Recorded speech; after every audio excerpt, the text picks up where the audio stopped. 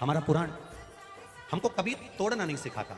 हमारा शास्त्र, हमारा पुराण, हमारा वेद ब्राह्मण, क्षत्रिय, वैश्य और शूद्र को एक जगह एकाग्रित करना बताता है, ये तोड़ना नहीं बताता। ये तो दुनिया के लोगों ने तोड़ दिया अपनी अपनी रोटी को सेकने के लिए, अपने अपने पद और प्रतिष्ठा को पाने के लिए, अपनी अपनी कुर्सी और बल को पाने के लिए, पर परमात्मा कभी किसी को तोड़ा नहीं। अगर मेरे राम अगर पद को, प्रतिष्ठा को पाकर अगर प्रतिष्ठित होते और कहते कि मैं शबरी अम्बा के दरवाजे पर नहीं जाऊंगा, शबरी के यहां जाकर झूठे बेर नहीं खाऊंगा, तो उन्होंने खाया। भगवान कृष्ण सोचते कि मैं यदुकुल में जन्मा हूं, इतने बड़े राज सिंहासन पर, द्वारका के सिंहासन पर बैठा हूं, मैं विदुर जी के यहां जाकर छिलके नहीं खाऊंगा, तो खाया उसने खाया। ये सब चीजें वो कहते हैं हमारा धर्म बड़ा, हमारा कुल बड़ा, कोई कहता है हमारा कुल बड़ा, कोई कहता है हमारी समाज बड़ी, कोई कहता है हमारी समाज बड़ी। आज पूरा सनातन धर्म को लोग समाजों में तोड़कर विभाजित करने का प्रयास कर रहे हैं। पर शिव महापुराण की कथा कहती है कि मेरा देवादिदेव महादेव जैसे शमशान ब्राह्मण के लिए भी है, शमशान क्षत्रिय के लिए भी है, शमशान वैश्य के लिए भी है, शमशान शूद्र के लिए भी है। किसी समाज का शमशान अलग नहीं होता कि ब्राह्मण इसी शमशान में मुर्दा जलाएगा, क्षत्रिय इस समाज में मुर्दा जलाएगा, इस शमशान में जलाएगा, वैश्य इस समाज में इस शमशान में मुर्दा जलाएगा, शूद्र इस शमशान में मुर्दा जलाएगा। ये हमारे सनातन धर्म के अंतर्गत भगवान ने कोई शमशान ऐसा नहीं बनाया कि समाज में बटा हो। भगवान ने शमशान एक बनाया और कह दिया कोई भी हो बस जाएगा और वो राख हो जाएगा। वो शिव की शरण है, वो शंकर भगवान की। जब सिंहासन पर राजा विक्रमादित्य बैठे थे ना, सिंहासन पर बैठे हुए राजा विक्रमादित्य ने पहली बार सिंहासन पर बैठकर सबसे पहला शब्द एक ही कहा था। सबसे पहला शब्द सिंहासन पर बैठकर राजा विक्रमादित्य का एक ही था। जितने सभा में बैठे हुए थे उनके सामने विक्रमादित्य ने एक ही प्रस्ताव लाकर रखा था कि ये बताओ कि चारों तरफ उपद्रवियों ने उपद्रव मचा कर रखा है।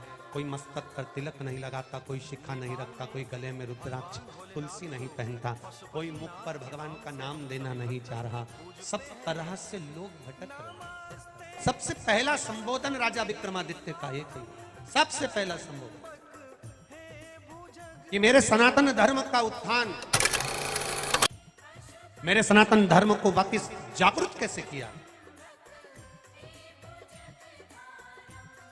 और जब जब अधर्म बढ़ता है, सनातन धर्म पर जब जब उंगली उठाई जाती है, जब जब मंदिर देवालय सूने होने लगते हैं, जब जब मंदिर देवालयों में ताले लगने लगते हैं, जब जब शिवालय, गुरुकुल, मंदिर, वेद ये सब धीरे धीरे जब बंद होने लगते हैं, तब भगवान किसी ना किसी रूप में किसी ना किसी को भेज देता है और वापिस विश्व का कल्याण करवाएगा।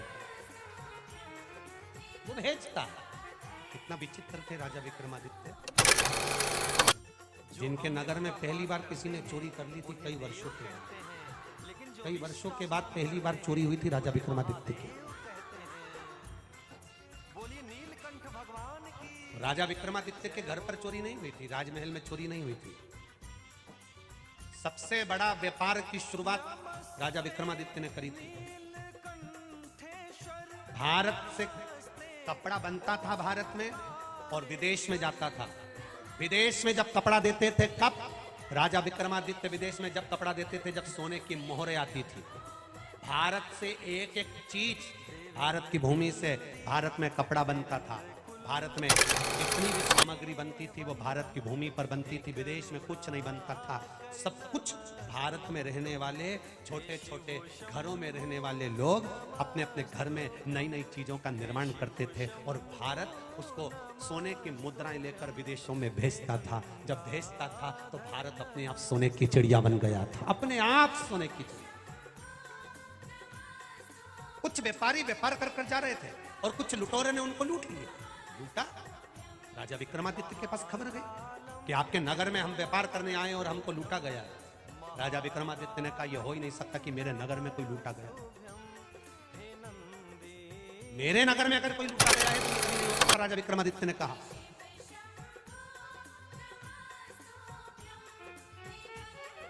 यह हो ही नहीं सकता। भूताना भविष्य थे। खबर उड़ते उड़ते राजा भर्तरी के पास पहुंच गई। उस समय पर राजा भर्तरी नेपाल में विराज रहे। राजा भर्तरी नेपाल में विराज रहे थे गुरु गोरखनाथ जी के साथ। सूचना मिल गई, शब्द गया।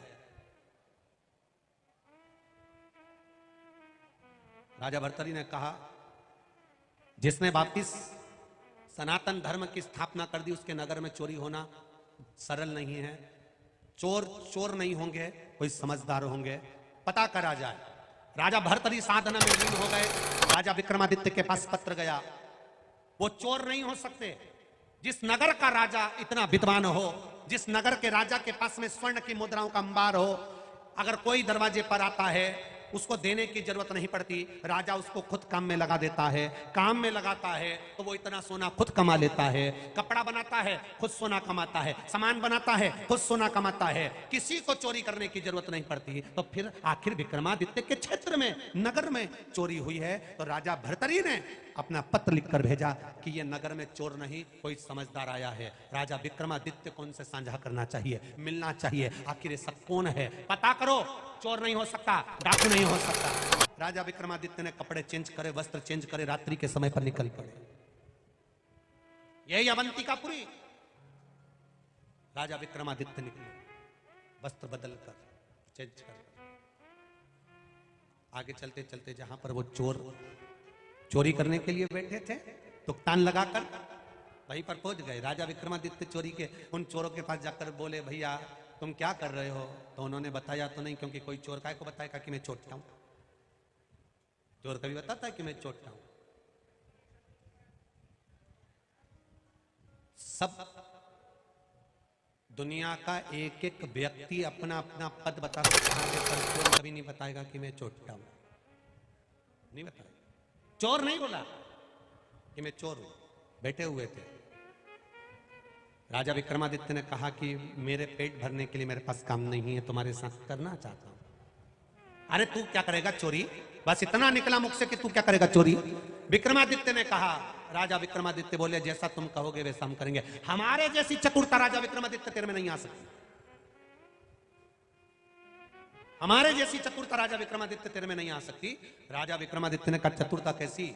एक चोर बोला, मुझ में वो गुण है, वो गुण है मुझ में कि मेरे को जमीन में गड़ा हुआ मैं समझ लेता हूं और निकाल लेता हूं।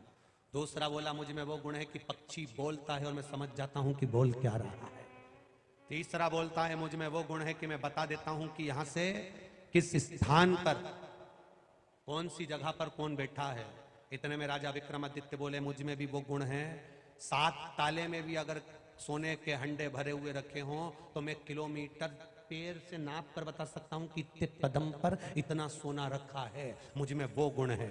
चोरों ने सोचा, चलो अच्छा चौथा चोटा मिल गया।